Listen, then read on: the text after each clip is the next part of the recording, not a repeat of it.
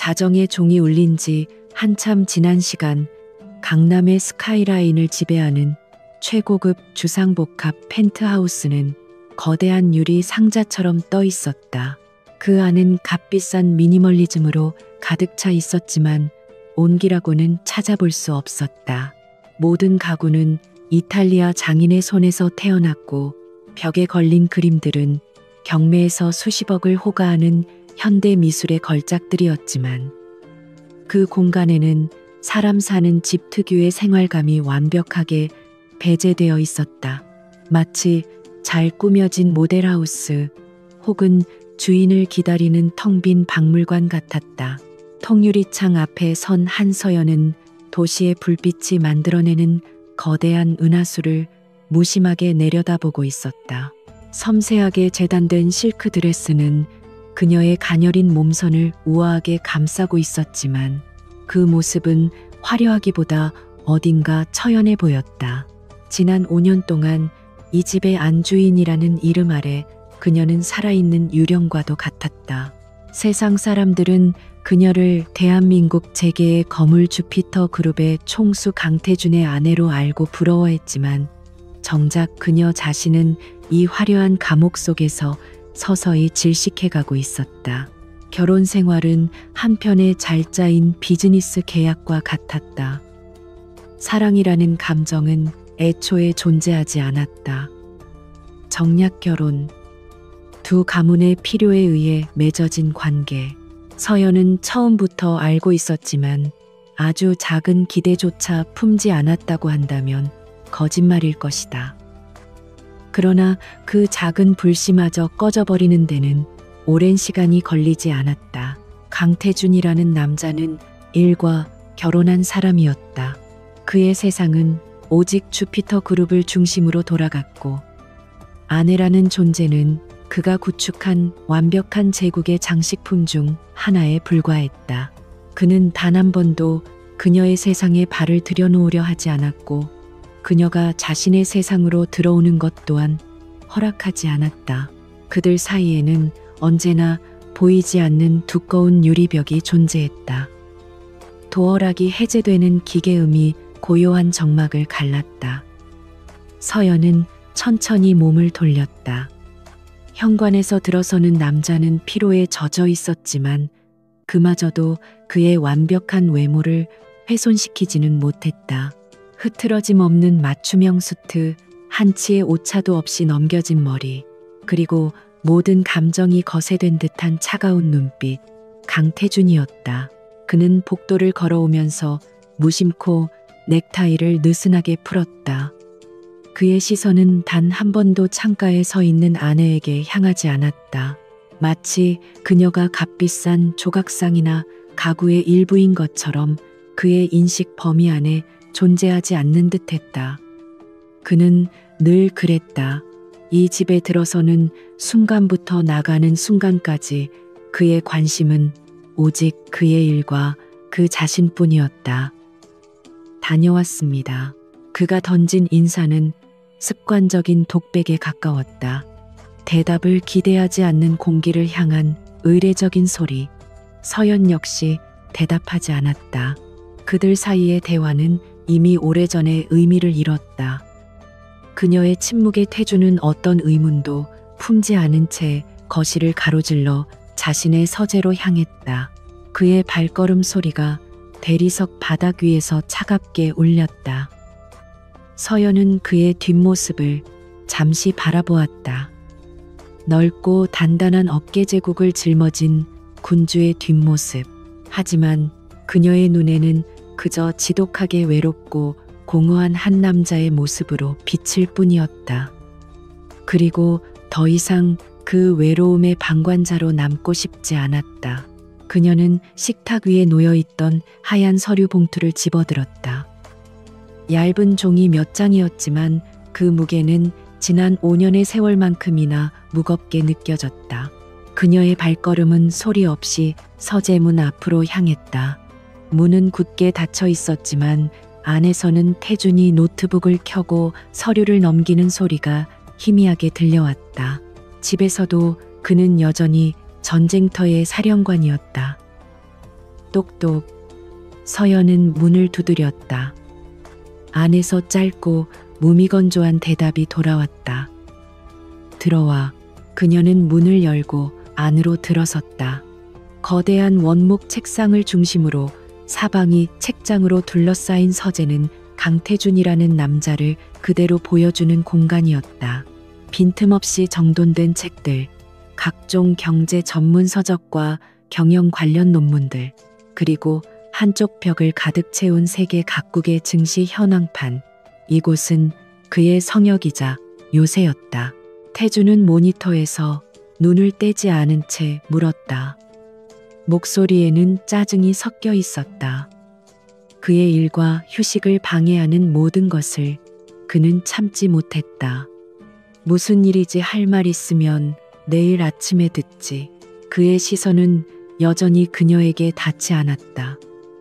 서연은 대답 대신 조용히 책상으로 다가가 손에 들고 있던 흰 봉투를 그의 앞에 내려놓았다.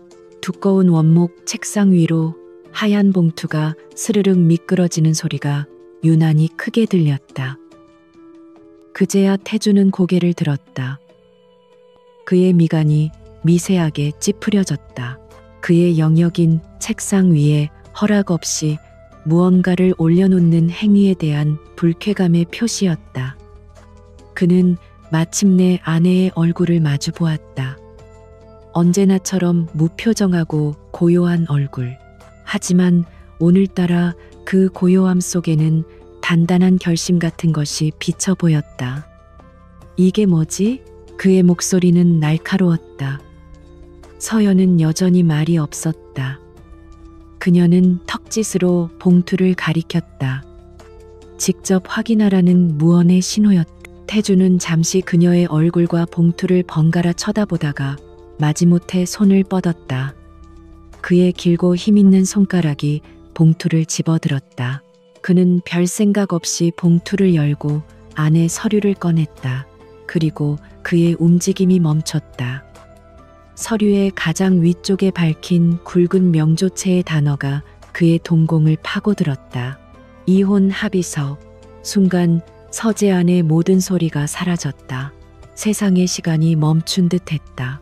태준의 시선은 그 두 글자에 고정된 채 미동도 하지 않았다. 마치 이해할 수 없는 외국어를 보는 사람처럼, 혹은 믿을 수 없는 현실을 부정하려는 사람처럼. 몇 초가 흘렀을까. 그는 천천히 고개를 들어 다시 서연을 보았다. 이번에 그의 눈빛은 이전과 완전히 달랐다. 무관심과 짜증 대신 깊은 혼란과 아주 희미한 균열이 담겨 있었다. 마치 완벽하게 제어되던 자신의 세계에 예고 없이 날아든 파편을 마주한 듯한 표정이었다. 이게 무슨 장난이지? 그가 마침내 입을 열었다. 목소리는 낮게 잠겨 있었지만 그 안에는 간신히 억누른 분노가 서려 있었다. 그는 이것을 아내의 유치한 반항이나 관심 끌기용 투정쯤으로 치부하려는 듯했다. 하지만 서연의 대답은 그의 예상을 완전히 빗나갔다. 장난 아니에요. 그녀의 목소리는 깃털처럼 가벼웠지만 그 안에 담긴 무게는 강철과도 같았다.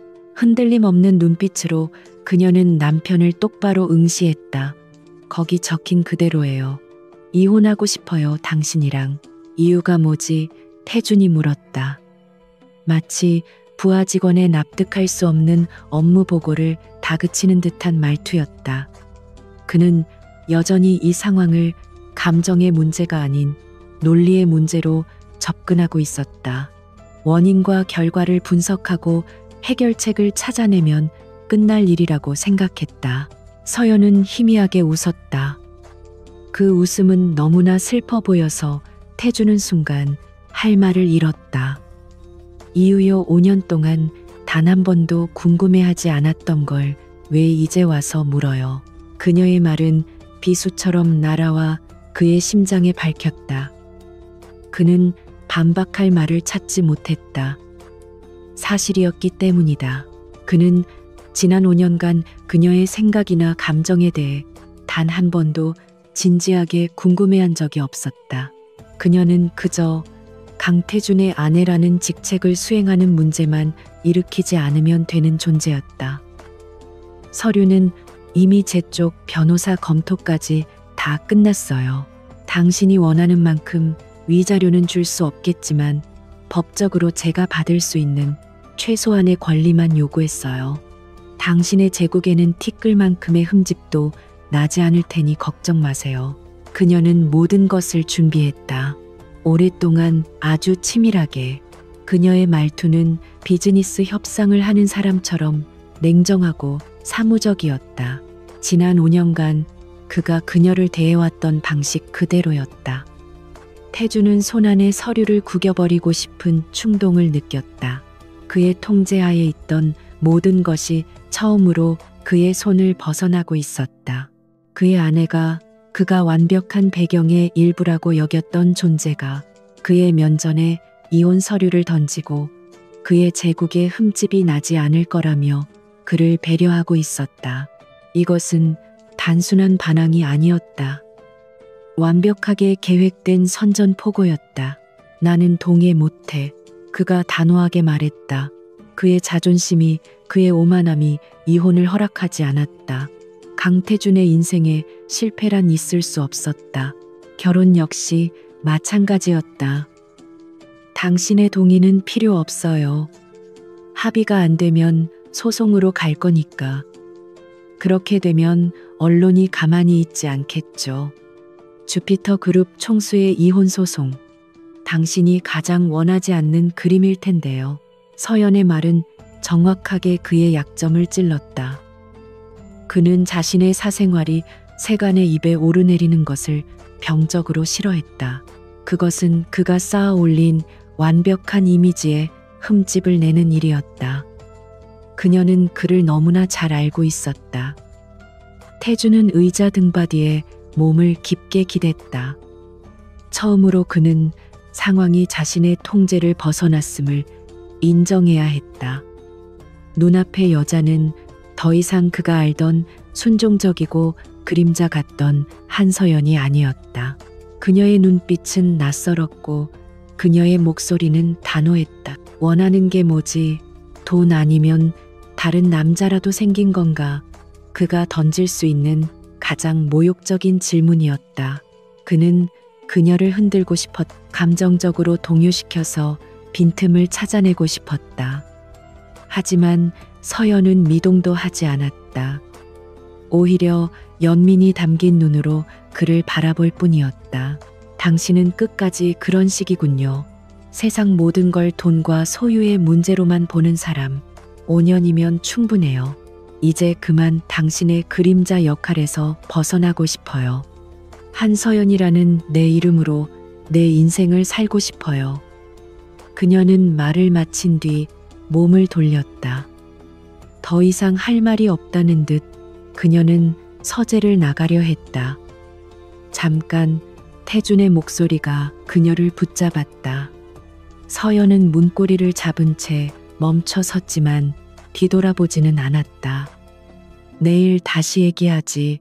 당신 지금 제정신이 아니야. 그는 여전히 현실을 부정하고 있었다. 이것은 하룻밤의 해프닝이거나 그녀의 일시적인 감정 폭발일 거라고 했어 스스로를 세뇌했다. 서연은 아무 대답 없이 서재를 나갔다. 쾅하고 닫히는 문소리가 아니라 아주 조용히 미련 없이 닫히는 문소리가 서재 안에 남은 태준의 귀를 먹먹하게 만들었다. 혼자 남은 태준은 한동안 움직이지 않았다. 그의 시선은 굳게 닫힌 문과 책상 위에 이혼 서류를 오갔다. 그의 머릿속은 복잡하게 얽혔다. 분노, 당혹감, 그리고 아주 희미하지만 분명하게 피어오르는 정체 모를 감정. 그것은 상실감과 비슷했다. 그는 한 번도 잃어본 적 없는 사람이었다. 원하는 것은 무엇이든 가졌고 필요 없는 것은 가차없이 버렸다. 한서연이라는 존재는 그에게 가진 것 중 하나였다. 필수 불가결한 것은 아니었지만 당연히 그 자리에 있어야 하는 존재. 그런데 그녀가 스스로 버려지기를 선택한 것이 아니라 먼저 그를 버리겠다고 선언했다. 강태준의 완벽한 세계에 처음으로 예측 불가능한 균열이 생기기 시작했다. 그는 손에 쥔 이혼 서류를 내려다보았다. 아내의 이름 한서연, 그리고 그 옆에 찍힌 단정한 도장. 모든 것이 너무나 현실적이어서 오히려 비현실적으로 느껴졌다. 5년의 결혼 생활 동안 단 한 번도 진지하게 생각해 본 적 없었던 아내의 존재가 그녀가 사라지겠다고 선언한 순간 그의 심장을 거대한 바위처럼 짓누르기 시작했다. 밤새 강태준은 서재를 떠나지 않았다. 그는 책상 위에 놓인 이혼 서류를 앞에 두고 뜬 눈으로 밤을 지새웠다. 그의 머릿속은 거대한 폭풍이 휩쓸고 지나간 듯했다. 처음에는 분노가 치밀었다. 감히 강태준의 아내라는 자리를 제 발로 걷어차 그가 베푸는 부와 명예를 헌신짝처럼 버리고 이혼을 요구해. 이것은 명백한 배신이자 그의 권위에 대한 정면 도전이었다. 그는 한서연이라는 여자를 다시 평가하기 시작했다. 5년 동안 그녀는 그림자처럼 조용했다. 순종적이었고 말이 없었으며 그가 정해준 틀 안에서 단 한 번도 벗어난 적이 없었다. 그래서 그는 그녀를 안전하고 예측 가능하며 다루기 쉬운 존재라고 생각했다. 하지만 어젯밤 그녀의 모습은 그가 알던 한서연이 아니었다. 차갑고 단호한 눈빛, 흔들림 없는 목소리, 그리고 모든 것을 체념한 듯한 그 슬픈 미소까지 모든 것이 낯설었다. 태준은 이 상황을 그가 가장 잘하는 방식으로 분석하려 했었다. 이것은 비즈니스 협상과 같다. 상대 한서연과 불만을 제기했다.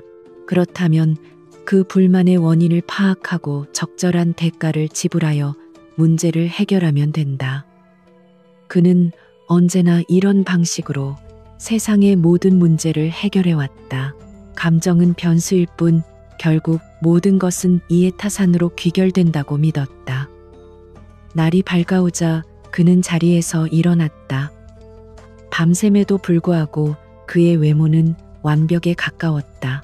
그는 샤워를 하고 어제와 똑같은 최고급 수트로 갈아입었다. 거울 앞에 선 그는 자신의 얼굴에서 어떤 감정의 동요도 읽어낼 수 없었다. 그는 다시 완벽한 갑옷을 입은 주피터 그룹의 총수 강태준으로 돌아왔다.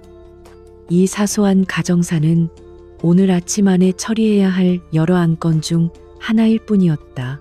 그가 침실로 들어섰을 때 서연은 이미 일어나 있었다. 그녀는 드레스룸 한편에서 작은 여행 가방에 자신의 물건들을 담고 있었다. 화려한 드레스나 보석이 아니었다. 낡은 책 몇 권, 작은 스케치북, 그리고 붓과 물감 같은 것들이었다. 그녀가 결혼과 함께 봉인해 두었던 그녀 본연의 모습과도 같은 물건들이었다. 태준은 팔짱을 낀 채 그녀의 행동을 지켜보았다. 그의 예상과 달리 그녀의 얼굴에는 밤새 고민한 흔적이나 눈물 자국 같은 것이 없었다. 오히려 오랫동안 자신을 짓누르던 무거운 짐을 내려놓은 사람처럼 평온하고 후련해 보이기까지 했다. 그 모습이 태준의 심기를 더욱 불편하게 만들었다. 어디 가려고 짐을 싸는 거지? 그가 차갑게 물었다. 서연은 고개를 들지 않은 채 대답했다. 당신도 봤잖아요. 이 집에서 나갈 거예요. 오늘 내 허락 없이. 이제 당신 허락 필요한 일은 하고 싶지 않아요. 그녀의 대답은 칼날처럼 날카로웠다. 태준은 성큼성큼 그녀에게 다가가 그녀가 짐을 싸던 손을 거칠게 붙잡았다. 서연은 놀라 그를 쳐다보았다. 그의 손아귀 힘이 너무나 강해서 손목이 아파왔지만 그녀는 소리내지 않고 그저 묵묵히 그를 응시했다. 어젯밤 일은 없던 걸로 하지. 태준이 명령하듯 말했다. 당신이 뭘 원하는지 모르겠지만 이혼은 안 돼. 절대. 원하는 게 있으면 말해. 갤러리를 차려줄까? 아니면 당신 이름으로 된 빌딩이라도 사줄까? 그것도 아니면 당신 친정에 주피터 그룹 자회사라도 하나 맡겨주면 만족하겠어. 그는 그녀의 불만이 결국 돈이나 명예욕에서 비롯되었을 거라고 확신했다. 더 많은 것을 갖고 싶어서 부리는 투정이라고 생각했다. 하지만 그의 말을 듣는 서연의 눈빛은 점점 더 차가워졌다. 그녀는 경멸이나 분노가 아닌 깊은 연민의 눈으로 남편을 바라보고 있었다. 당신은 정말 아무것도 모르는군요. 서연은 힘을 주어 그의 손을 뿌리쳤다. 태주는 순간 당황했다. 그녀가 자신의 손을 뿌리친 것은 처음 있는 일이었다. 내가 원하는 건 그런 게 아니에요. 서연이 단호하게 말했다. 내가 원하는 건 당신이 사줄 수 있는 게 아니에요. 아니, 애초에 당신은 내가 뭘 원하는지 이해조차 못할 거예요. 그 순간 서연의 머릿속에 3년 전 어느 날의 기억이 섬광처럼 스쳐 지나갔다. 그날은 그녀의 돌아가신 부모님의 기일이었다. 동시에 그녀가 결혼 전 마지막으로 참여했던 복원 프로젝트의 결과물이 특별 전시되는 첫날이기도 했다. 그녀에게는 너무나 중요하고 의미 있는 날이었다. 그녀는 며칠 전부터 태준에게 오늘만큼은 꼭 일찍 들어와서 함께 저녁을 먹고 잠시라도 전시회에 들러주면 안 되겠냐고 몇 번이나 부탁했다. 태준은 건성으로 알겠다고 대답했었다. 서연은 온종일 설레는 마음으로 그를 기다렸다. 평소에는 찾지도 않던 주방에 들어가 그가 좋아하는 음식을 직접 만들었고 그가 선물했지만 한 번도 입을 기회가 없었던 우아한 드레스를 꺼내 입었다. 저녁 7시, 8시, 9시. 시간은 속절없이 흘러갔지만 그는 돌아오지 않았다. 식탁 위의 음식은 차갑게 식어갔고 그녀의 마음도 함께 식어갔다. 밤 11시가 넘어서야 그에게서 전화가 걸려왔다. 그녀는 실망감을 애써 감추고 밝은 목소리로 전화를 받았다. 하지만 수화기 너머로 들려온 그의 목소리는 차갑고 건조했다. 오늘 중요한 미팅이 길어져서 못 들어가. 저녁은 알아서 챙겨 먹어. 그게 전부였다. 그녀가 오늘이 무슨 날인지 얼마나 그를 기다렸는지에 대한 언급은 없었다. 그는 아마 기억조차 하지 못하고 있을 터였다. 서연은 떨리는 목소리로 물었다. 미팅 아직 안 끝났어요. 아니, 방금 끝났어. 지금은 해외 바이어들이랑 술 한잔하고 있고. 왜? 그 순간 서연의 세상이 무너져 내렸다. 중요한 미팅. 그래, 그의 일은 언제나 중요했다. 하지만 미팅이 끝나고도 그는 집으로 돌아올 생각을 하지 않았다. 그의 머릿속에 아내와의 약속, 아내의 슬픔 따위는 존재하지 않았다. 그녀는 그저 그가 처리해야 할 수많은 일들 중 가장 후순위 아니 순위에조차 없는 존재였다. 아니에요. 일 잘 마무리하세요. 그렇게 전화를 끊고 그녀는 혼자 식탁에 앉아 엉엉 울었다. 화려한 드레스와 차갑게 식어버린 음식들. 그 모든 것이 그녀의 처지를 비웃는 듯했다. 그날 밤 그녀는 깨달았다. 이 남자에게 자신은 영원히 투명인간일 뿐이라는 것을. 그녀의 기대와 사랑 그 모든 것이 무의미하다는 것을. 이혼을 결심한 것은 바로 그날 밤이었다. 그리고 그녀는 지난 3년 동안 오늘을 위해 조용히 그리고 철저하게 준비해왔다. 다시 현재. 서연은 과거의 아픔에서 벗어나 다시 한번 태준을 똑바로 마주했다. 이혼 사유를 정말 알고 싶어요. 그녀가 물었다. 당신은 내가 왜 힘든지, 왜 떠나려 하는지 단 한 번도 궁금해한 적 없잖아요. 당신에게 나는 그저 강태준의 아내라는 껍데기일 뿐이었으니까. 말 돌리지 마. 태준의 목소리가 으르렁거렸다. 그의 인내심이 바닥을 드러내고 있었다. 결혼은 장난이 아니야. 이건 당신 개인의 감정 문제가 아니라 두 가문과 회사가 얽힌 일이라고. 이제 그는 협박으로 전략을 바꿨다. 그의 가장 강력한 무기인 권력을 꺼내든 것이었다. 당신이 이혼을 고집하면 당신 친정은 무사하지 못할 거야. 지금 진행 중인 주피터 건설과의 협력 사업 당장 엎어버릴 수도 있어. 그리고 당신은 주피터 그룹에서 쫓겨난 여자라는 꼬리표를 달고 이 바닥에서 재기할 수 있을 것 같아. 그의 말은 비열했지만 현실적인 위협이었다. 하지만 서연은 눈 하나 깜짝하지 않았다. 오히려 그녀는 피식 웃었다. 역시 당신답네요. 협상이 안 되니 협박이라. 좋아요, 마음대로 하세요. 우리 아빠 회사 당신 도움 없이도 버틸 수 있을 만큼 튼튼해요. 그리고 나 쫓겨난 여자가 아니라 스스로 걸어 나온 여자가 되겠죠. 난 아무것도 두렵지 않아요. 그녀는 가방에 지퍼를 채우고 손잡이를 들었다. 정말 아무것도 가진 게 없는 사람은 두려울 게 없거든요. 강태준 씨, 지난 5년간 당신 옆에서 난 모든 걸 가졌지만 사실은 아무것도 가진 게 없는 사람이었어요. 나 자신을 잃었으니까. 이제부터라도 그걸 되찾아야겠어요. 서연은 그를 지나쳐 침실 문을 향해 걸어갔다. 태주는 그녀의 뒷모습을 보며 소리쳤다. 한서연, 이 문을 나서는 순간 당신은 모든 걸 잃게 될 거야. 그의 목소리에는 분노와 함께 그 자신도 인지하지 못하는 절박함이 섞여 있었다. 그녀를 붙잡고 싶었지만 자존심이 허락하지 않았다. 서연은 문 앞에서 잠시 멈춰 섰다. 그리고 천천히 뒤를 돌아보았다.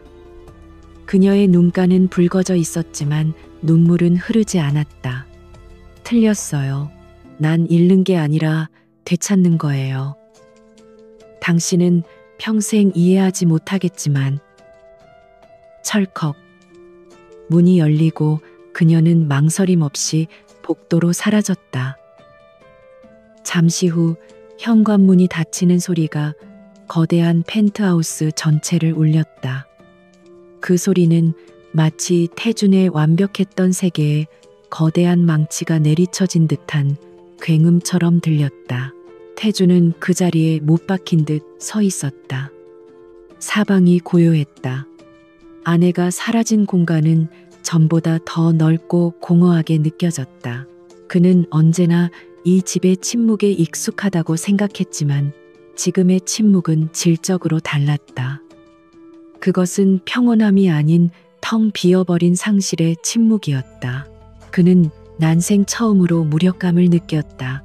돈으로도 권력으로도 협박으로도 해결할 수 없는 문제, 그의 통제권 밖에 있는 상황, 자신의 손으로 쌓아 올린 견고한 성벽이 그가 가장 하찮게 여겼던 존재의 작은 손길에 의해 속절없이 무너져 내리고 있었다. 강태준의 펜트하우스를 나온 한서연은 택시를 타고 인사동의 한적한 골목으로 향했다. 그녀가 도착한 곳은 낡은 다세대 주택의 3층 햇볕이 잘 드는 작은 원룸이었다. 그곳은 그녀가 결혼 전 촉망받는 보건 전문가로 일하던 시절에 살던 곳이자 5년간의 화려한 지옥 속에서도 처분하지 않고 몰래 간직해온 유일한 자신만의 공간이었다. 문을 열자 희미한 먼지 냄새와 함께 그녀가 사랑했던 낡은 책과 테레비뉴 냄새가 섞여 코끝을 간지렸다.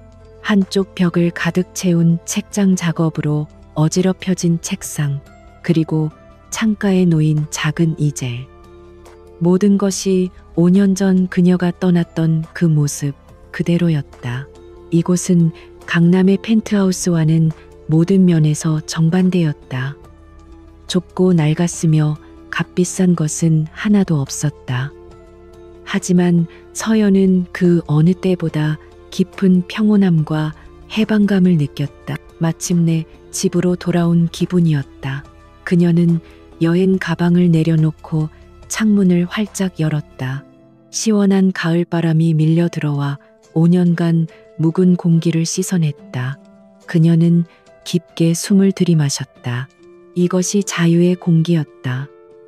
그녀는 지난 3년간 이 날을 위해 변호사와 상담하고 자신의 재산을 정리하며 이 작은 공간을 다시 삶의 터전으로 만들기 위한 준비를 해왔다. 강태준이 보기에는 충동적인 반항이었을지 몰라도 그녀에게 이것은 치밀하게 계획된 독립전쟁의 시작이었다. 다음 날 아침 서연은 5년 만에 처음으로 알람 소리가 아닌 아침 햇살에 눈을 떴다. 퉁퉁 부은 눈도 무거운 마음도 없었다. 그녀는 평범한 청바지에 셔츠를 입고 화장기 없는 얼굴로 집을 나섰다. 그녀의 발걸음이 향한 곳은 서울의 중심에 위치한 아라리오 갤러리였다. 그녀가 보건 전문가로서 마지막 명성을 불태웠던 곳. 갤러리 관장인 박선정은 그녀의 오랜 스승이자 어머니 같은 존재였다.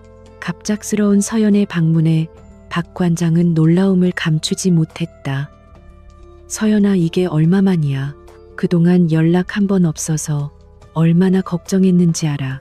박 관장은 서연을 보자마자 와락 껴안았다.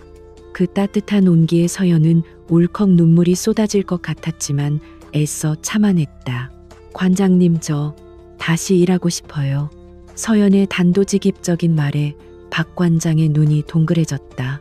그녀는 서연의 얼굴과 행색을 유심히 살폈다. 재벌가 사모님이라고는 믿기지 않을 만큼 수수한 모습. 하지만 그 눈빛만큼은 5년 전 훼손된 그림 앞에서 밤을 새우던 열정 가득한 한서연의 그것과 똑같았다. 무슨 일 있었니, 강서방이랑? 그 사람 얘기는 하고 싶지 않아요. 그냥 다시 붓을 잡고 싶어졌어요. 제 이름으로, 제 힘으로요. 받아주실 수 있으세요? 박 관장은 더 이상 묻지 않았다. 그녀는 서연의 눈빛만 보고도 모든 것을 짐작할 수 있었다. 그녀는 고개를 끄덕이며 서연의 손을 따뜻하게 잡아주었다. 잘 돌아왔다, 서연아. 마침 내 손길이 절실하게 필요한 작품이 하나 있단다. 박 관장이 그녀를 데려간 곳은 갤러리 지하에 있는 특별 보건실이었다. 그곳은 최첨단 항온 항습 장치가 갖춰진 오직 선택된 전문가만이 들어올 수 있는 공간이었다. 보건실 중앙에는 거대한 이젤 위에 캔버스 하나가 놓여 있었다. 얼마 전 경매에서 우리 갤러리가 낙찰받은 박숙은 화백의 미공개 유작이야. 그런데 보관 상태가 너무 안 좋아서 물감층이 심하게 갈라지고 변색도 심해. 몇몇 전문가들이 손을 대봤지만 더 망가뜨릴까봐 다들 포기했어. 서연은 조심스럽게 그림 앞으로 다가갔다. 박숙은 화백 특유의 거칠고 투박한 질감, 그리고 그 안에 담긴 서민들의 삶의 애환. 하지만 세월의 흔적과 잘못된 보관 방법이 위대한 화가의 작품을 처참하게 망가뜨리고 있었다. 그녀는 라텍스 장갑을 끼고 루페를 들어 그림의 표면을 세심하게 살피기 시작했다. 그녀의 눈빛이 순식간에 날카로워졌다. 마치 숙련된 외과 의사가 환자의 상처를 진단하는 것처럼 복원할 수 있겠니? 박 관장이 조심스럽게 물었다. 서연은 한참 동안 그림에서 눈을 떼지 못했다.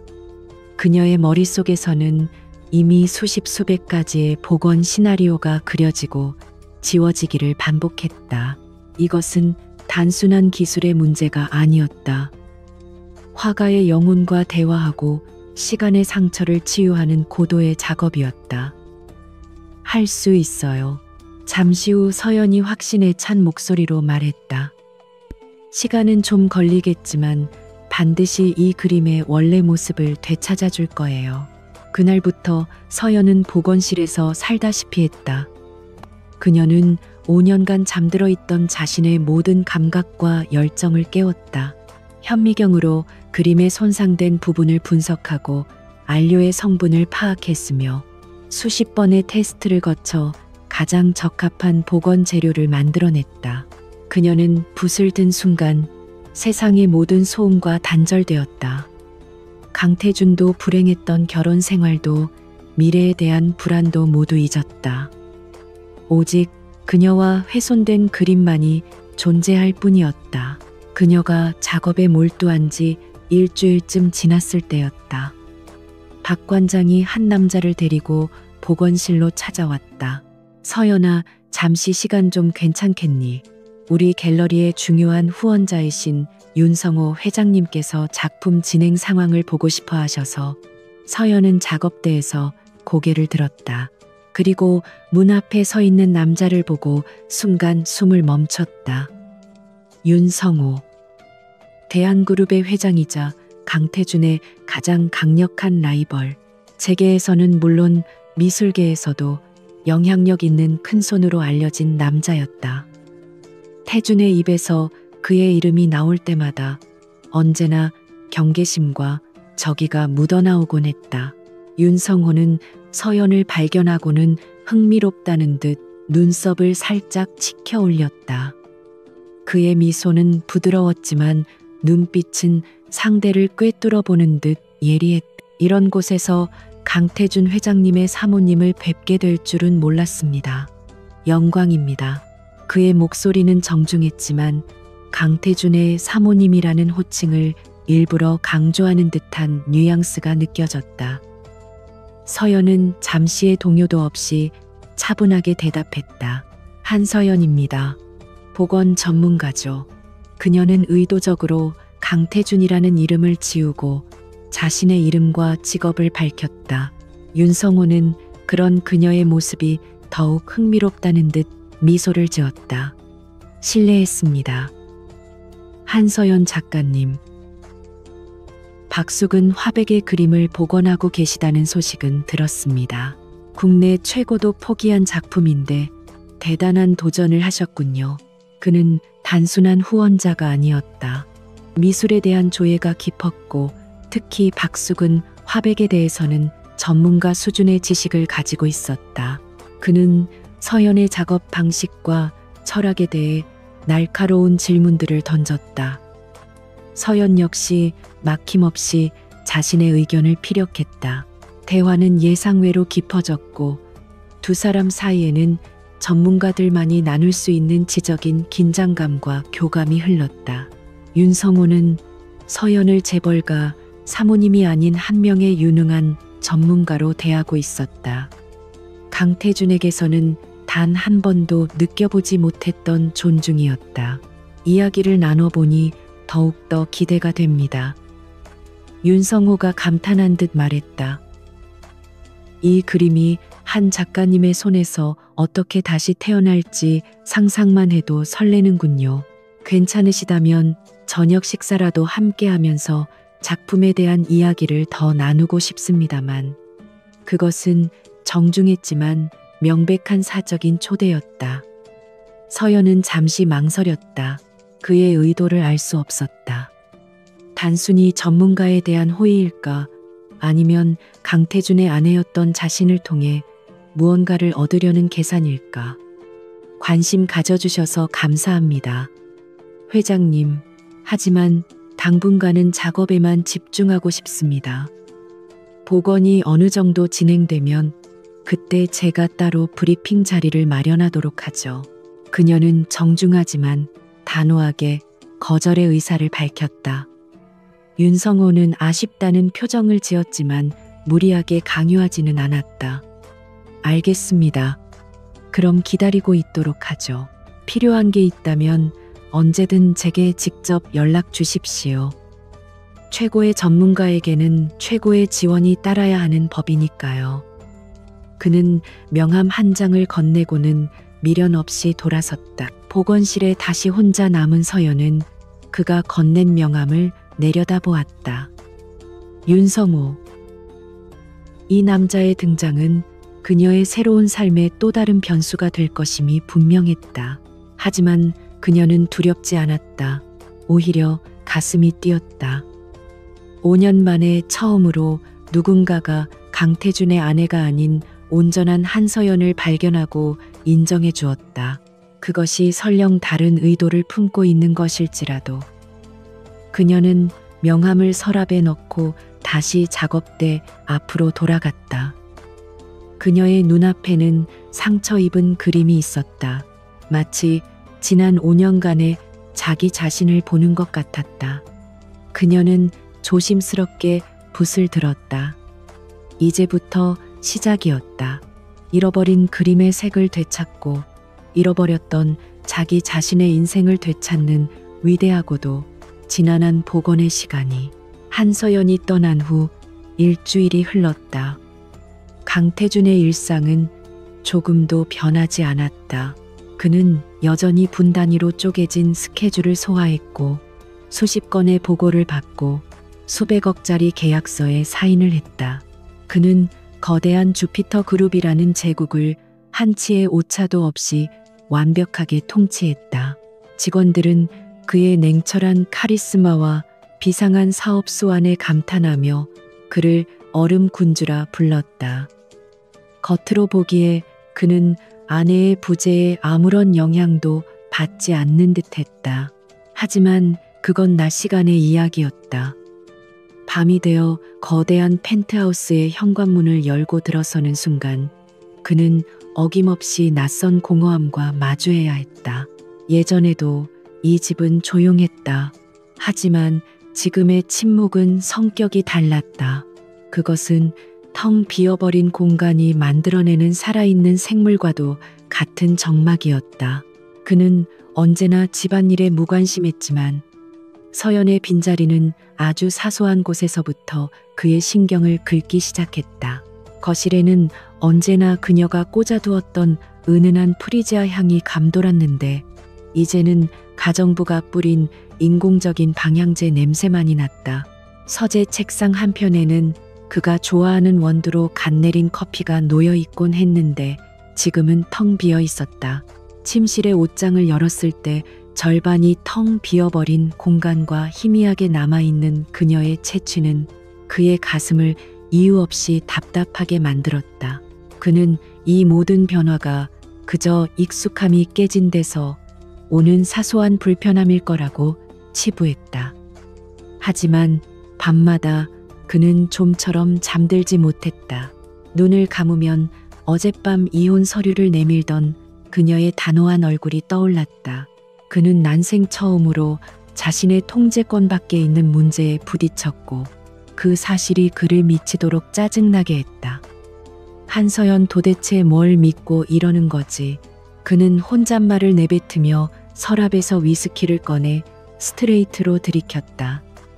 그의 머릿속에는 온갖 추측이 난무했다. 윤성우 혹시 그놈과 미리 내통하고 있었던 건가? 아니면 자신이 모르는 다른 남자가. 그는 그녀의 갑작스러운 변화를 스스로의 책임으로 돌리고 싶지 않았다. 반드시 외부적인 요인이 있을 거라고, 배신자가 있을 거라고 믿고 싶었다. 주말 아침 그는 평소와 달리 회사에 나가지 않고 집에 머물렀다. 집안을 둘러보던 그의 눈에 거실 책장 한 구석에 꽂혀 있던 낡은 앨범 하나가 들어왔다. 그가 한 번도 본 적 없는 앨범이었다. 호기심에 앨범을 꺼내 펼쳐본 순간 그는 할 말을 잃었다. 앨범에는 그와 서연의 5년간의 결혼 생활이 담겨 있었다. 하지만 그가 기억하는 결혼 생활과는 전혀 다른 모습이었다.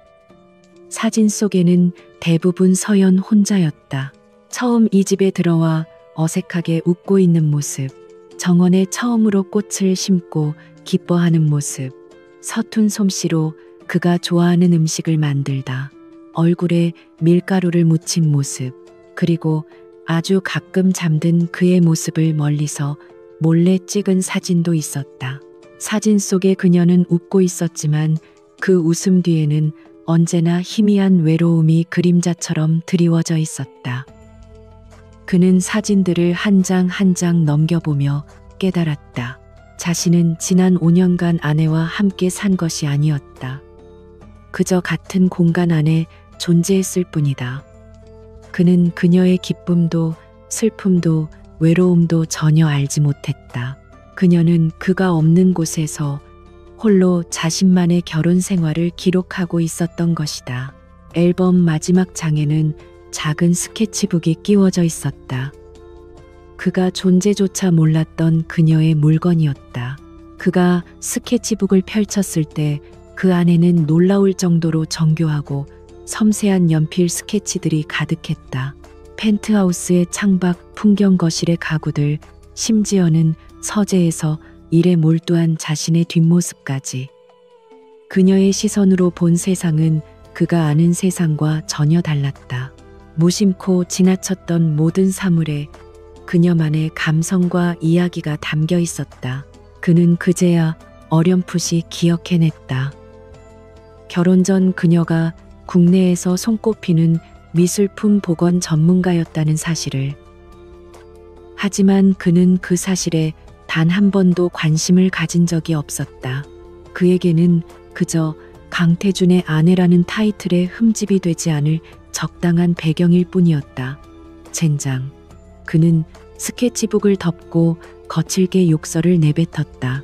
가슴 속에서 정체를 알 수 없는 감정이 소용돌이쳤다. 그것은 분노와는 다른 후회와도 비슷한, 그러나 그가 한 번도 경험해 보지 못한 생경한 감정이었다. 그는 더 이상 참을 수 없었다. 그는 곧장 자신의 비서인 김 실장에게 전화를 걸었다. 김 실장은 주말에도 칼같이 전화를 받는 그의 가장 유능한 수족이었다. 나다. 지금부터 내가 시키는 일을 알아봐. 아주 조용하고 신속하게. 네, 회장님, 말씀하십시오. 한서연 씨, 지금 어디서 뭘 하고 있는지, 누구를 만나는지, 아주 사소한 것까지 전부 알아내서 보고해. 내가 알아야겠다. 이 상황의 변수가 정확히 무엇인지. 그는 자신의 행동을 상황 분석이라고 합리화했다. 하지만 그의 내면 깊은 곳에서는 다른 목소리가 울리고 있었다. 그것은 그녀가 지금 무얼 하고 있을지에 대한 참을 수 없는 궁금증, 그리고 그녀를 이대로 잃을 수 없다는 막연한 불안감이었다. 김 실장의 보고는 하루 만에 이메일로 도착했다. 그는 보고서를 읽어 내려가며 미간을 찌푸렸다. 서연은 인사동의 낡은 원룸으로 거처를 옮겼고 아라리오 갤러리의 복원 전문가로 복귀했으며, 현재 박숙은 화백의 미공개 유작 복원이라는 중대한 프로젝트를 맡고 있었다. 그리고 보고서의 마지막 줄에 그의 눈을 멈추게 한 이름이 있었다. 본 프로젝트의 주요 후원자는 대한그룹의 윤성호 회장이며, 최근 복원실에 직접 방문하여 한서연 씨와 장시간 대화를 나눈 것으로 확인됨. 윤성호. 그의 심장이 차갑게 가라앉았다. 하필이면 왜 그놈이지. 분노와 함께 지독한 질투심이 온몸을 휘감았다. 그는 당장이라도 갤러리로 쳐들어가 그녀의 머리채를 잡고 끌고 나오고 싶은 충동에 휩싸였다. 보고서에는 참고 자료로 한 미술 전문 온라인 매체의 기사 링크가 첨부되어 있었다. 잠들어 있던 거장을 깨우는 손길 한서연 복원 전문가를 만나다. 그는 떨리는 손으로 링크를 클릭했. 화면 가득 그녀의 얼굴이 나타났다. 작업복 차림에 머리를 대충 묶고 얼굴에는 작은 물감 자국이 묻어 있었다. 화려한 드레스를 입고 억지 미소를 짓던 모습과는 비교할 수 없을 만큼 생기 있고 자유로워 보였다. 그녀는 훼손된 그림 앞에서 자신의 일에 대해 설명하며 환하게 웃고 있었다. 5년 만에 처음 보는 진심에서 우러나온 웃음이었다. 기사에는 여러 장의 사진이 더 있었다. 동료들과 함께 웃으며 토론하는 모습, 그리고 윤성호와 함께 나란히 서서 작품을 보며 진지하게 대화하는 모습. 사진 속 두 사람은 같은 곳을 바라보며 깊은 교감을 나누는 듯 보였다. 자신에게는 단 한 번도 보여주지 않았던 전문가로서의 자신감과 열정으로 빛나는 그녀의 모습, 그리고 그런 그녀를 흥미롭고 따뜻한 눈빛으로 바라보는 윤성호. 그 순간 강태준은 깨달았다. 자신이 잃어버린 것이 무엇인지를. 그것은 그저 순종적인 아내가 아니었다. 그는 한 여자의 재능과 열정, 그리고 빛나는 영혼을 자신의 무관심이라는 감옥 속에 가두고 서서히 죽어가게 만들었다. 그는 그녀를 소유했다고 생각했지만 단 한순간도 진정으로 그녀를 가져본 적이 없었다. 상실감이라는 감정이 거대한 해일처럼 그를 덮쳤다. 이전과는 비교할 수 없는 뼛속까지 시린 고통이었다. 그는 모니터 속에서 환하게 웃고 있는 아내의 얼굴을 망연자실하게 바라보았다. 그는 이제야 알 것 같았다. 이것은 이기고 지는 싸움의 문제가 아니라는 것을. 그는 이미 졌다. 5년 전 그녀의 손을 잡고 결혼 서약서에 사인하던 그 순간부터 그는 이미 그녀를 잃기 시작했던 것이다. 강태준은 처음으로 자신의 완벽한 세계가 무너져 내리는 소리를 들었다. 그를 지탱하던 오만함과 자신감의 갑옷이 산산조각나고 그 안에서 길을 잃은 한 남자의 맨 얼굴이 드러나고 있었다. 강태준은 변했다. 그의 비서인 김 실장이 가장 먼저 그 변화를 감지했다. 회장님은 여전히 냉철하고 빈틈이 없었지만 그의 신경은 온통 다른 곳에 쏠려 있는 듯했다. 그는 수시로 한서연의 동향을 보고받았고 특히 대한그룹 윤성호 회장과 관련된 모든 정보는 1분 1초도 놓치지 말라고 지시했다. 그의 집무실 모니터 한쪽에는 언제나 아라리오 갤러리 주변에 CCTV 화면이 실시간으로 떠 있었다. 그것은 이성적인 업무 지시라기보다는 자신의 영역을 침범한 경쟁자를 향한 맹수의 집요한 감시에 가까웠다. 그의 불안은 현실이 되었다.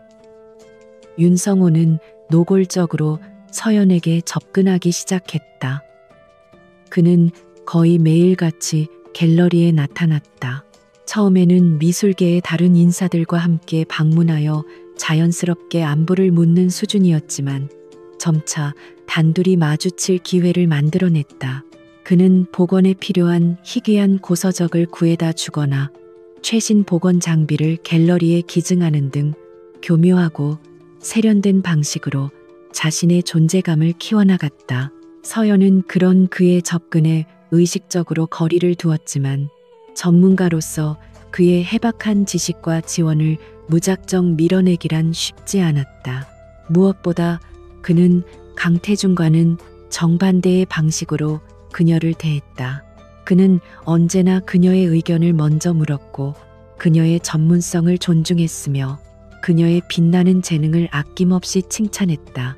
서연은 흔들리지 않으려 했었지만 5년간 받아보지 못했던 그 따뜻한 인정과 관심에 마음 한구석이 복잡해지는 것은 어쩔 수 없었다.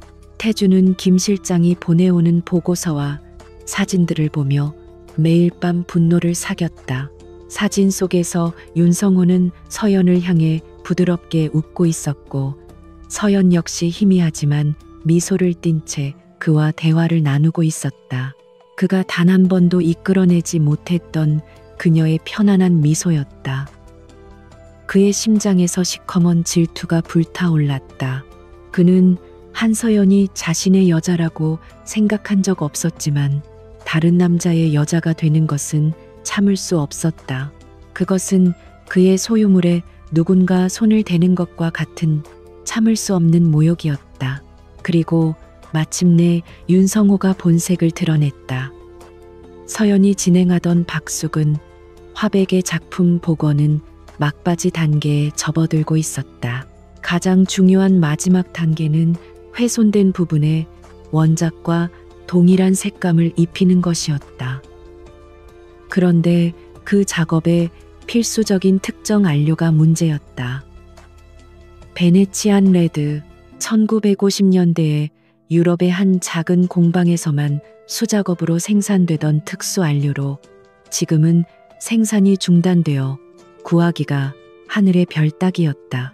서연과 갤러리 측은 몇 달 전부터 수소문하여 스위스의 한 개인 소장가가 보관하고 있던 마지막 남은 재고를 찾아냈고 어렵게 구매 계약을 맺었다.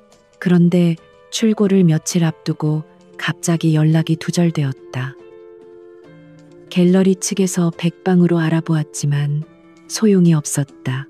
그러던 중 박 관장은 미술계 지인을 통해 충격적인 소식을 듣게 되었다.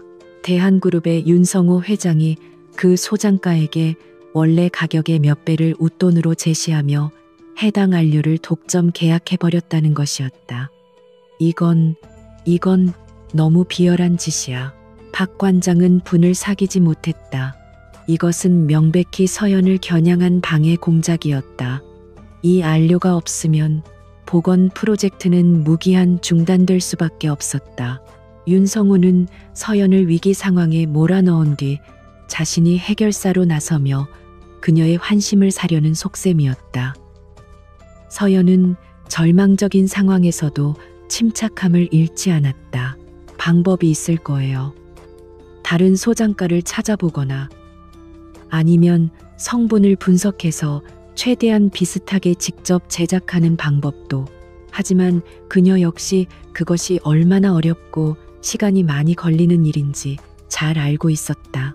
이 모든 상황은 즉시 강태준의 귀에 들어갔다. 김 실장의 보고를 받은 태준의 얼굴은 얼음장처럼 차가워졌다. 윤성호, 감히 내 것을 건드려. 그의 눈빛에서 살기가 번뜩였다. 그에게 서연은 이미 내 것이라는 범주 안에 들어가 있었다. 그는 즉시 행동에 나섰다. 이것은 감정의 문제가 아니었다. 전쟁이었다. 그리고 그는 전쟁에서 져본 적이 없었다.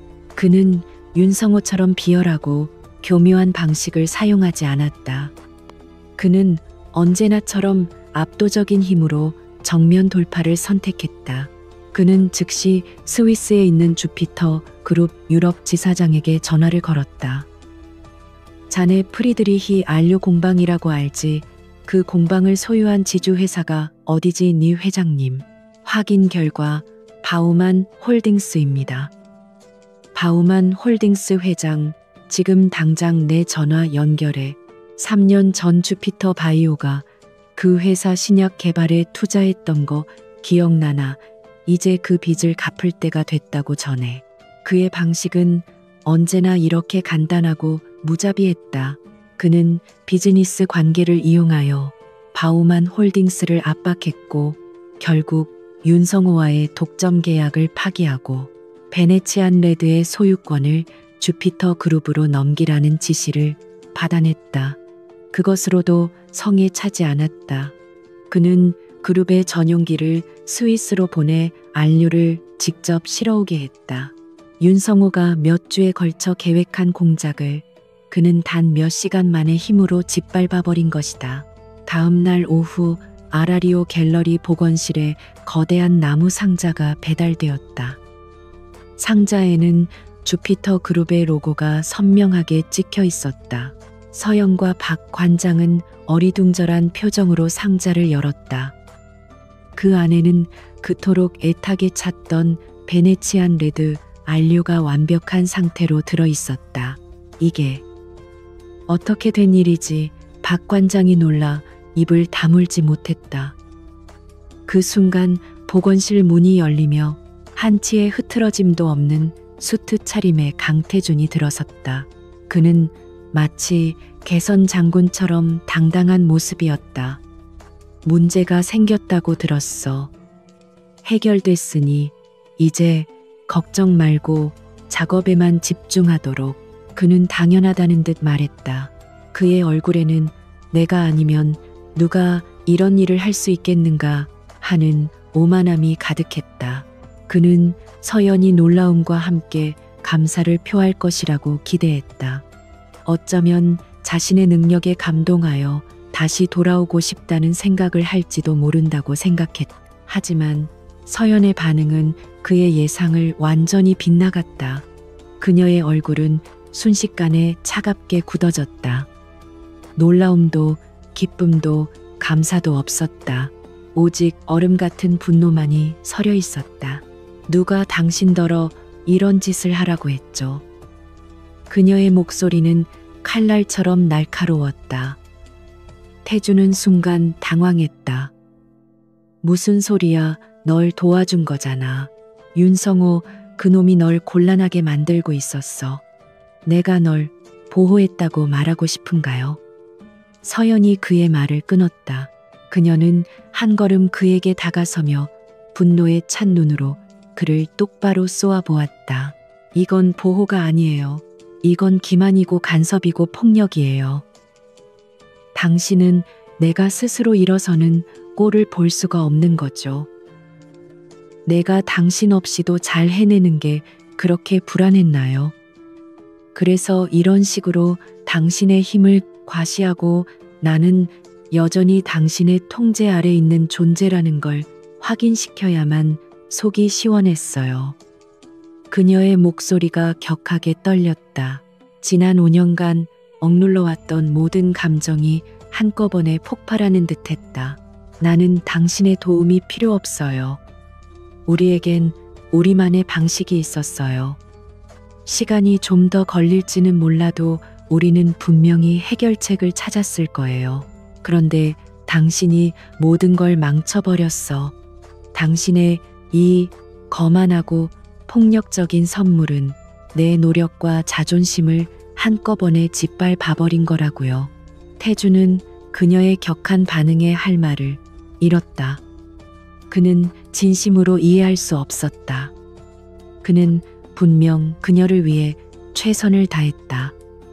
그녀를 곤란하게 만든 적을 응징했고 그녀가 원하는 것을 손에 넣어주었다.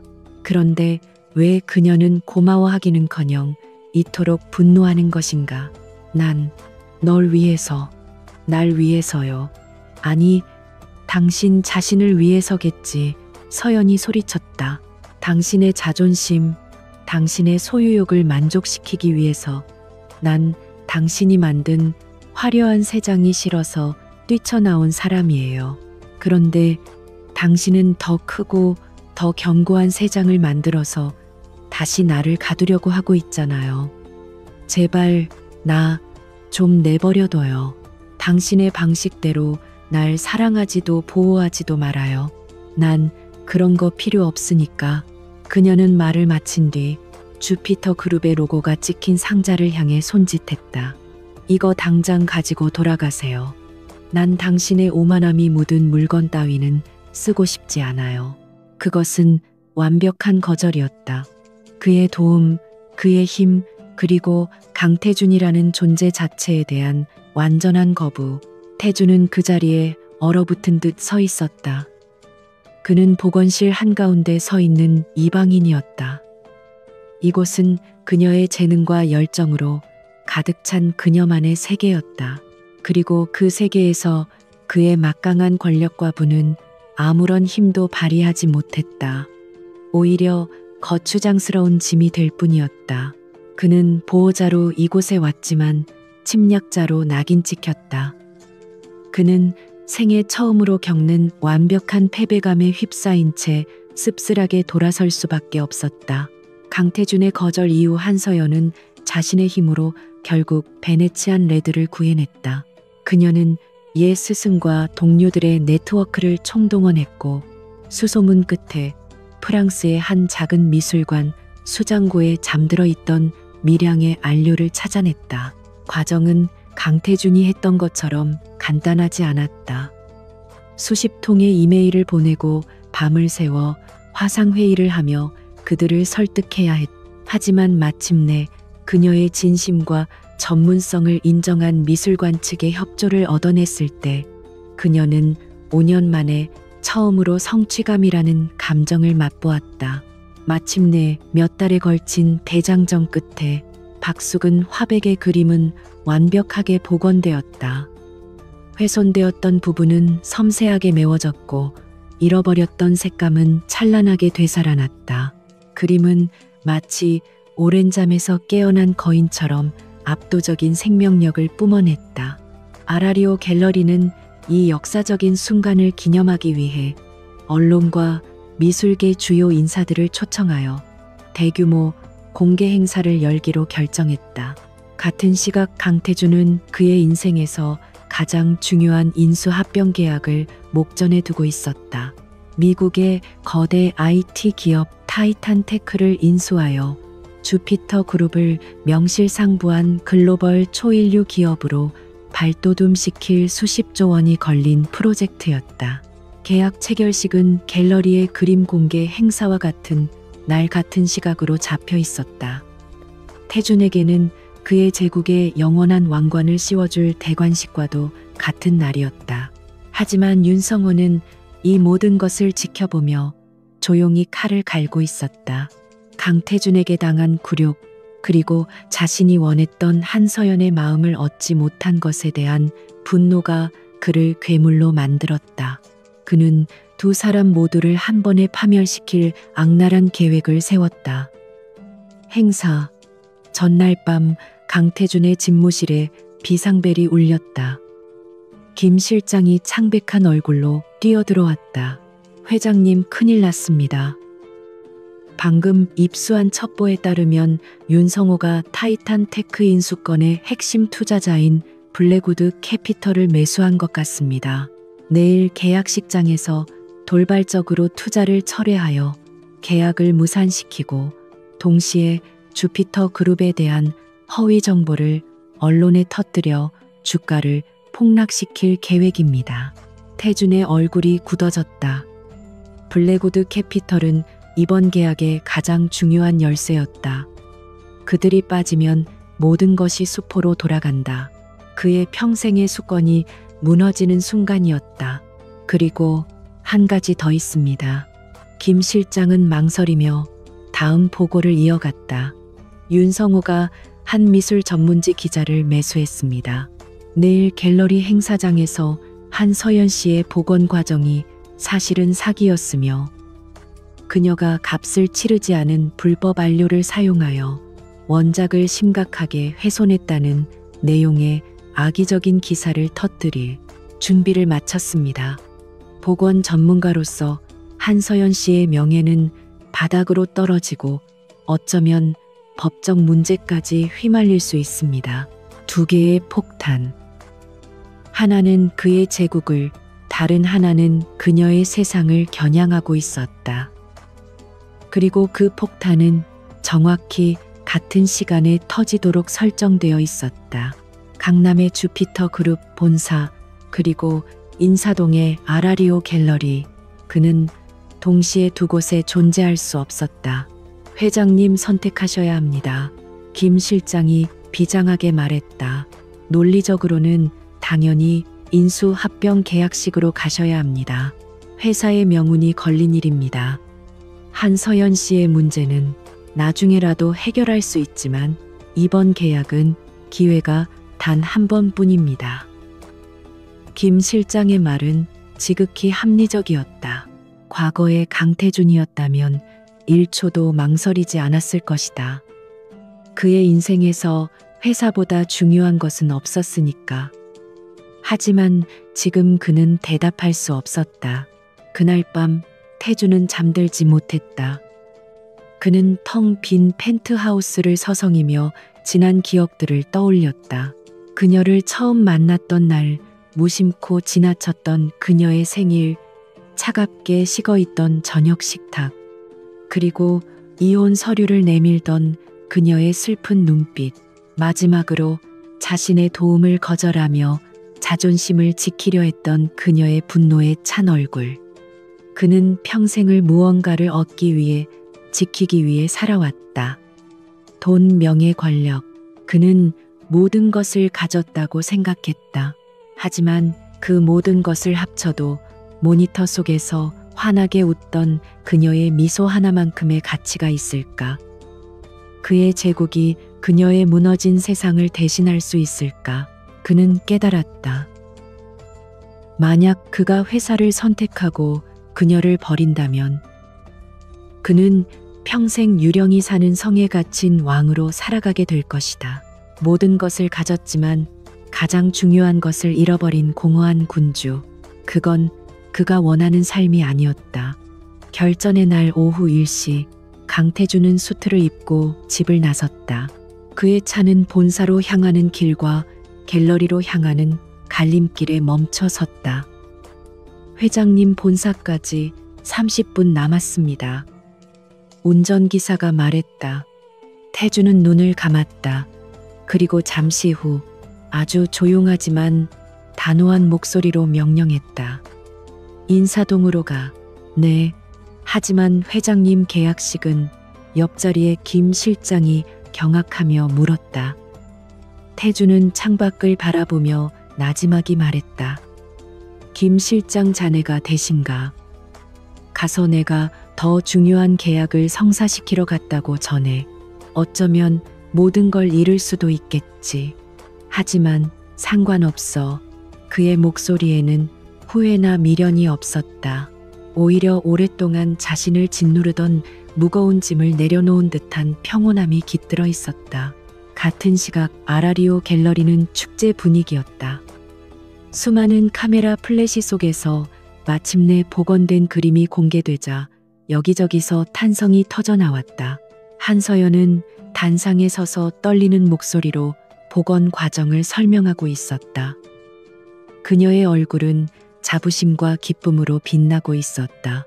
바로 그 순간 한 기자가 날카롭게 손을 들고 질문을 던졌다. 한서연 씨, 이번 복원에 사용된 베네치안 레드 안료가 사실은 불법적인 경로로 취득한 것이며 성분 또한 원작과 달라 오히려 작품을 훼손했다는 제보가 있는데 사실입니까? 이것은 국민을 상대로 한 사기극이 아닙니까? 순간 장내가 얼어붙었다. 모든 카메라와 시선이 서연에게로 향했다. 윤성우는 객석 뒤편에서 만족스러운 미소를 지으며 이 광경을 지켜보고 있었다. 서연은 당황하여 얼굴이 하얗게 질렸다. 그것은 명백한 거짓이었지만 갑작스러운 공격에 어떻게 대응해야 할지 알 수 없었다. 기자들의 악의적인 질문이 쏟아지며 그녀를 궁지로 몰아넣던 바로 그때 갤러리에 육중한 문이 열리며 강태준이 들어섰다. 장내의 모든 소음이 거짓말처럼 멎었다. 그는 그림에는 눈길도 주지 않은 채 오직 단상 위에서 위태롭게 서 있는 서연만을 바라보며 천천히 걸어 들어왔다. 그는 단상으로 올라가 서연의 어깨를 감싸 안으며 마이크를 잡았다. 방금 그 질문 제가 대신 답해드리겠습니다. 그의 목소리는 낮고 차분했지만 갤러리 전체를 압도하는 힘이 있었다. 그는 품 안에서 녹음기 하나와 서류 뭉치를 꺼내들었다. 이 녹음 파일에는 대한그룹의 윤성호 회장이 스위스의 개인 소장가를 돈으로 매수하여 안료 독점 계약을 맺는 내용이 담겨 있습니다.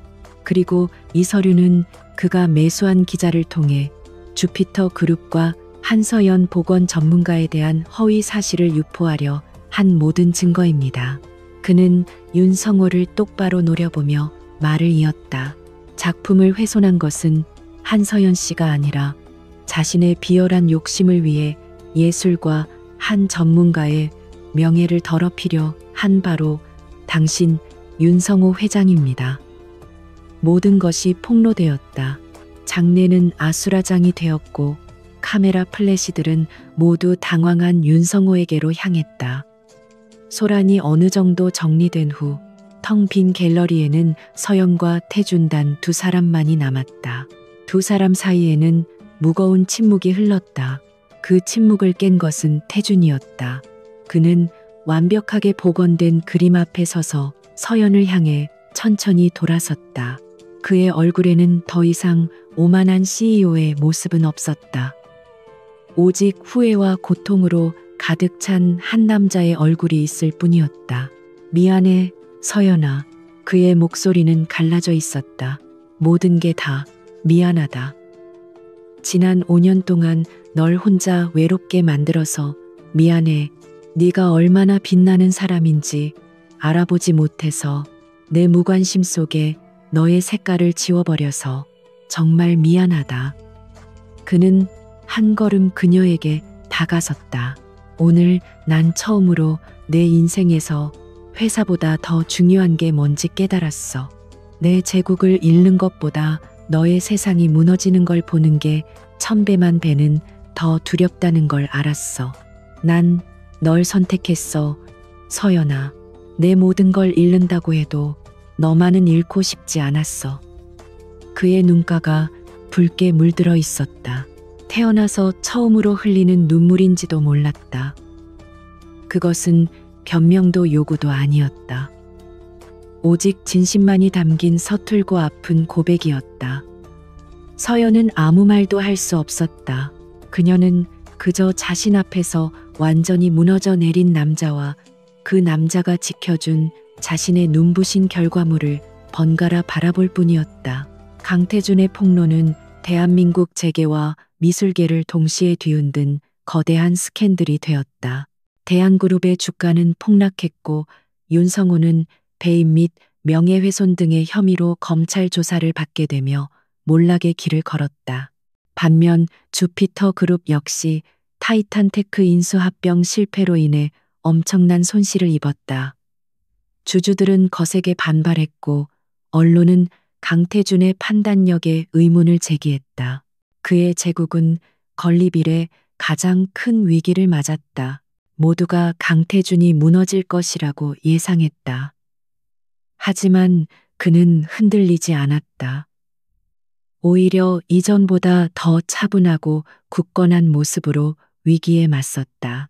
그는 비상경영 체제를 선포하고 밤낮으로 직원들과 머리를 맞대며 해결책을 모색했다. 예전처럼 독단적으로 명령하고 다그치는 대신 그는 직원들의 의견에 귀를 기울이고 그들을 격려했다. 위기 속에서 그는 비로소 진정한 리더로 거듭나고 있었다.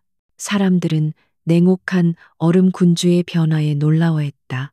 며칠 후 서연과 태준은 한적한 삼청동의 찻집에서 마주 앉았다. 그들의 이혼 조정 마지막 기일이었다. 태준은 변호사도 대동하지 않은 채 혼자 약속 장소에 나왔다. 그는 서연에게 서류 봉투 하나를 건넸다.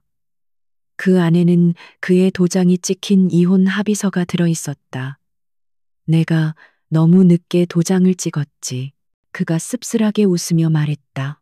당신이 이혼 서류를 내밀었던 그날, 난 이걸 당신에 대한 배신이라고 생각했어. 내 완벽한 인생에 대한 모욕이라고. 하지만 틀렸어. 이건 배신이 아니라 살기 위한 당신의 마지막 절규였는데, 그걸 알아채지 못했어. 그는 찻잔을 내려다보며 말을 이었다. 당신에게 자유를 줄게 서연아. 아니 내가 빼앗았던 당신의 세상을 돌려주는 게 맞겠. 당신은 이제 강태준의 아내가 아니라 세상에서 가장 뛰어난 보건 전문가 한서연으로 살아가. 훨훨 날아. 더 이상 내 그림자 속에 갇혀있지 마. 그의 말에는 어떤 조건도 미련도 없었다. 오직 그녀의 행복을 바라는 진심만이 담겨 있었다. 서연은 조용히 그의 말을 들으며 자신도 모르게 눈물을 흘렸다. 그것은 슬픔의 눈물이 아니었다. 길고 어두웠던 터널을 지나 마침내 빛을 보게 된 자의 안도와 해방의 눈물이었다. 그렇게 그들의 5년간의 결혼 생활은 조용히 막을 내렸다. 시간이 흘렀다. 한서연은 국내를 넘어 세계적인 보건 전문가로 명성을 떨치기 시작했다.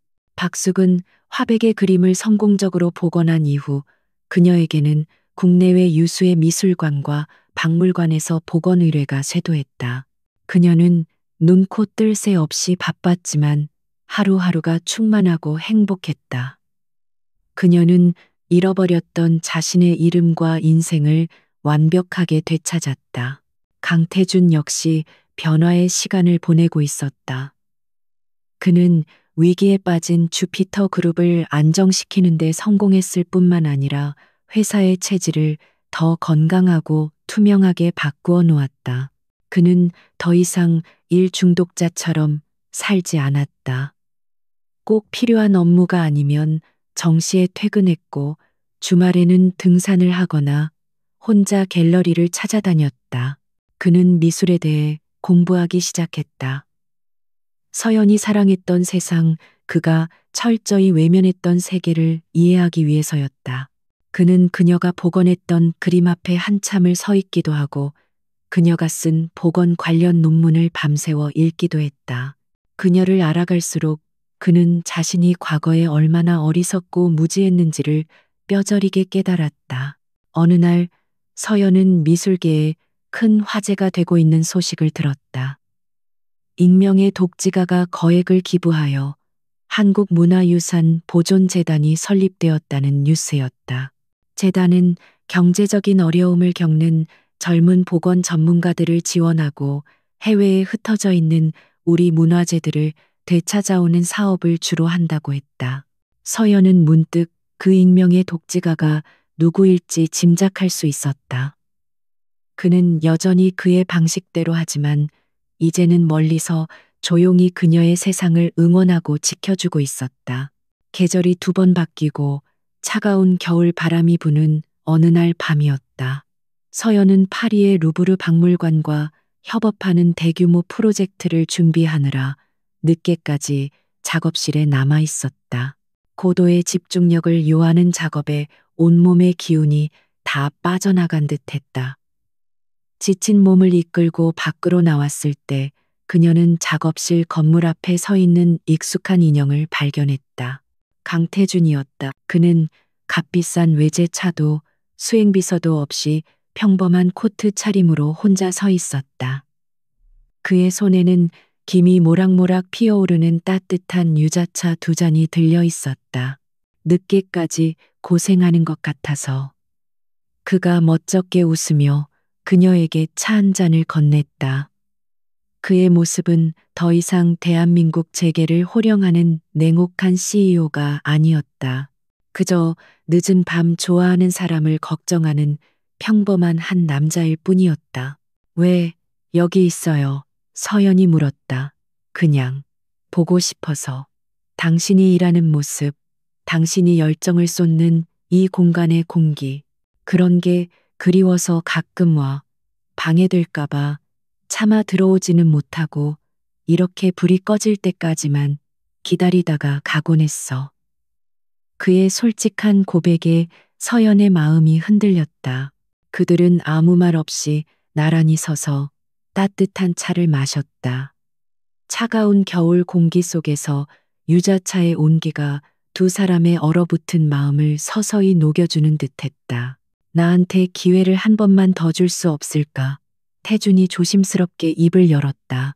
과거로 돌아가자는 게 아니야. 그때의 우리는 둘 다 불행했으니까. 처음부터. 다시 시작하고 싶어, 너랑. 강태준의 아내, 한서연이 아니라 보건 전문가 한서연의 연인으로 너의 세상을 존중하고 너의 꿈을 응원하고 너의 슬픔을 함께 나누는 그런 사람으로 내 옆에 있고 싶어. 그래도 안 될까? 그의 목소리는 애처롭게 떨리고 있었다. 서연은 대답 대신 그를 가만히 바라보았다. 그의 눈빛은 과거의 오만함 대신 진솔함과 간절함으로 가득 차 있었다. 그녀는 알 수 있었다. 이 남자는 진심으로 변했다는 것을. 오랜 침묵 끝에 서연이 희미하게 미소를 지었다. 그녀는 빈 찻잔을 들고 작업실 문을 향해 걸어갔다. 그리고 문을 열기 전 그녀는 뒤를 돌아 그를 향해 말했다. 밖에 날씨 추워요. 들어와서. 차 한 잔 더 하고 갈래요. 그 순간 강태준의 얼굴에 놀라움과 함께 벅찬 기쁨이 서서히 번져나갔다. 그것은 허락이었다. 닫혀있던 그녀의 세계로 들어올 수 있는 아주 작지만 소중한 허락. 그는 천천히 그녀를 향해 걸어갔다. 그들의 새로운 이야기는 이제 막 시작되려 하고 있었다. 상처와 후회로 가득했던 과거를 지나 서로를 온전히 마주보게 된 두 사람의 길고 긴 복원의 시간이. 그리고 그 길의 끝에는 아마도 따뜻한 봄이 기다리고 있을 터였다.